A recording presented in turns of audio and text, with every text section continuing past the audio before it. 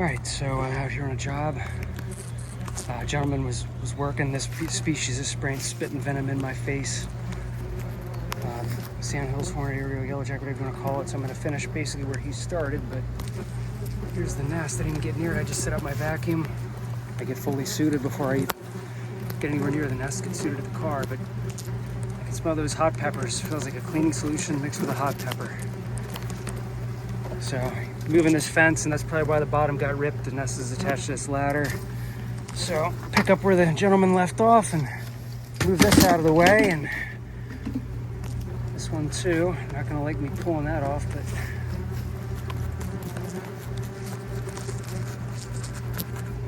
make it a little pretty for him.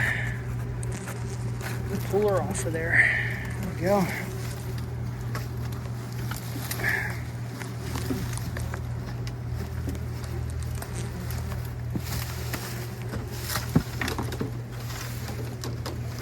They're not coming near you at all, I guess, right?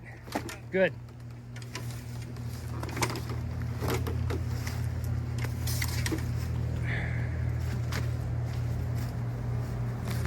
Get within there.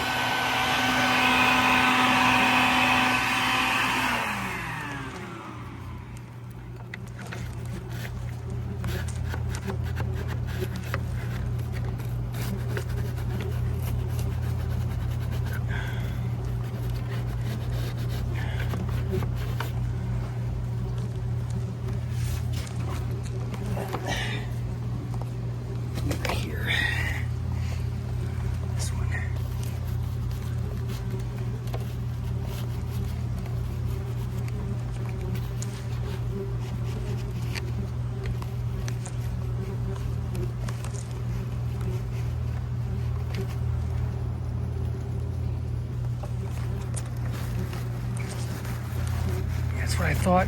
Wax got parasitized by the wax moths. Typical for heron area. They're the only vespin that gets them. Let's see. Was a new queen right there. It's a founding queen, but the species gets started early and gets done early. Got that queen. Put the queen in there. More queens. Yeah, a bunch of queens leaving. So got parasitized, but was successful.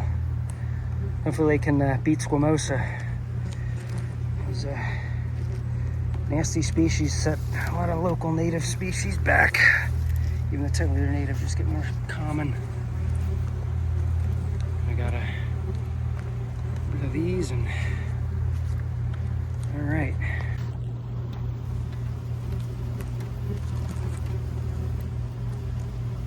Yeah, I could stay here all day in this suit and they would never, I probably would never get stung. I'd never say never, but they just kind of fly at you and spit venom at you, but they don't really cling like squamosa or maculifrons do. So in that regard, they're kind of fun to work with as long as you're suited. And their stings, they don't really have a sustain, like it doesn't hurt as long. You get stung and then within 10-15 minutes it goes away.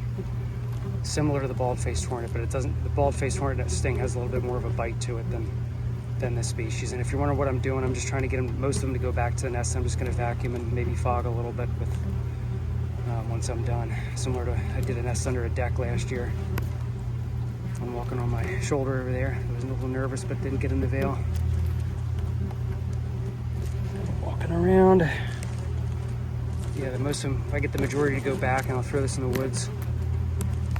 Because as my friend said, predators need to eat too.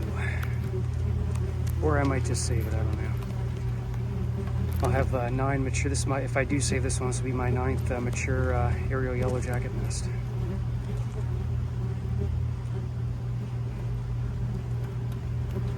Found a nest got taken over by squamous actually in a park that's probably about 2 miles from here. So here in area seems to do good, at least in this immediate area.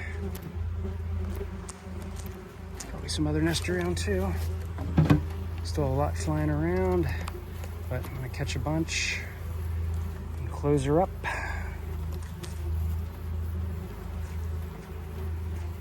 All right, I'm just kind of talking. All right.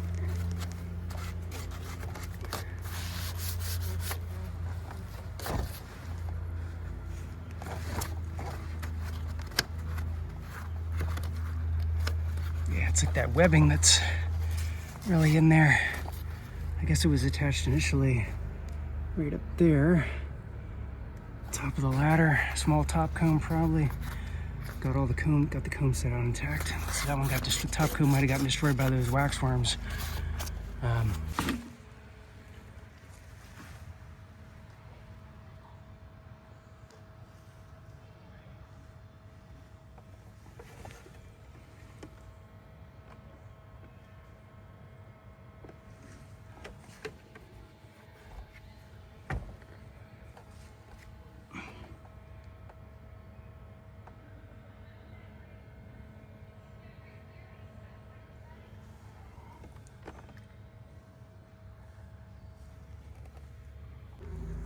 The nest.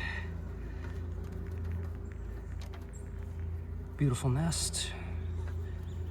Probably about, I'd say, it's ripped, but it was probably about 10 inches tall by 7 inches, 6 or 7 inches across. Could have seven combs or so.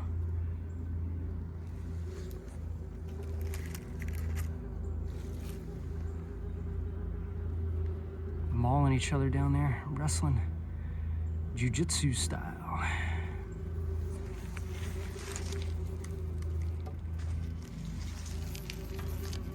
It's queen.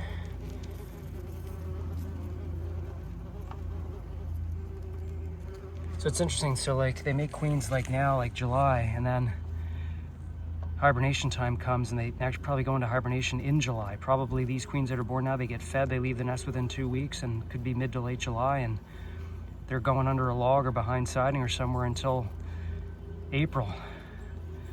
So they spent a long time, even though the heat of summer's still going for another couple months, they're in hibernation, they're in winter cycle. And then the workers all die. Workers and males, you might see some males out into September as well as workers, but the queens, they mate and hibernate. So if there's any queens that get produced late, like I had a nest last year that had queens emitted until early September.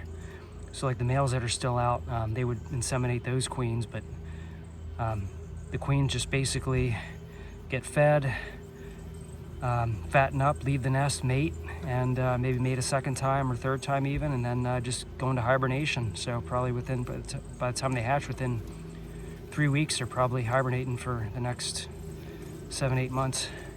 Like I said, till about April.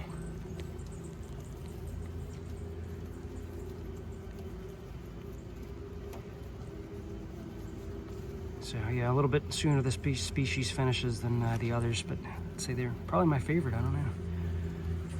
Let's see, there's the other side here. So not too bad, but yeah, definitely some moth damage.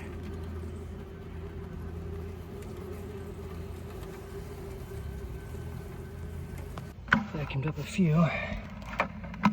Saw the suds. It's annoying.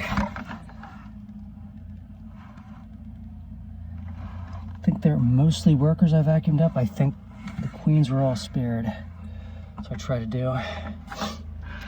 advocate for the species, as weird as that